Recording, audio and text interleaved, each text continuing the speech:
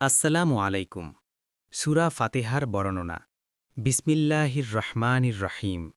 অর্থ, শুরু করছি আল্লাহর নামে, যিনি পরম করুণাময়, অসীম দয়ালু।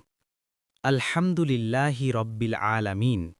অর্থ, সব প্রশংসা আল্লাহর জন্য, যিনি সমস্ত জগতের প্রতিপালক। আর রহমানির রহিম। অর্থ, যিনি পরম করুণাময়, অসীম দয়ালু।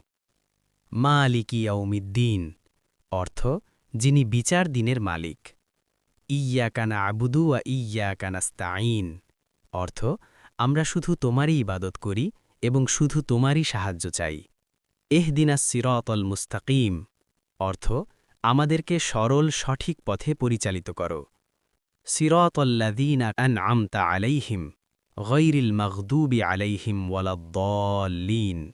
অর্থ, সেই সব লোকের পথ যাদের তুমি অনুগ্রহ দান করেছ, তাদের পথ নয় যাদের উপর তোমার গজব নাজিল হয়েছে এবং যারা পথভ্রষ্ট।